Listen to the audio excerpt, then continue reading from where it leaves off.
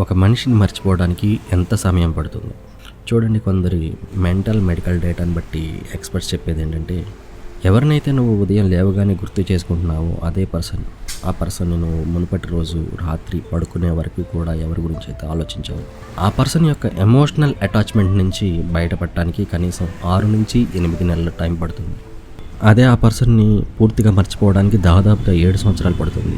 సైంటిస్టులు చెప్పేదాని ప్రకారం నువ్వు నిజంగా హర్ట్ అయినప్పటికీ ఆ హర్ట్ ఫీలింగ్స్ పోవడానికి కూడా 7 సంవత్సరాల టైం పడుతుంది. ఎందుకంటే ఈ 7 సంవత్సరాల్లో నీ బాడీలో ప్రతి సెల్ ఒక కొత్త దానితో రీప్లేస్ చేయబడుతుంది. ఏవైతే గతం తాలూకు జ్ఞాపకాలను పట్టుకుని వేలాడుతున్న ఆ పాత సెల్స్ అన్నీ గతించిపోవడానికి. మనం ఒకరిని మర్చిపోలేకపోవడానికి అంత కష్టమైన విషయం ఏంటంటే, వారు మన జీవితంలో ఒకానొకప్పుడు మన జ్ఞాపకాలలో సిగ్నిఫికెంట్ రోల్ ప్లే చేసి ఉంటారు.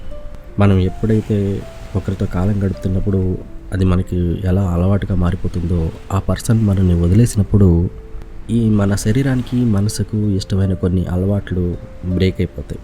అలా బ్రేక్ అవ్వటం మన బాధకు కారణమవుతుంది. దీన్నే సైకాలజీలో లర్న్డ్ హెల్ప్లెస్నెస్ అంటారు.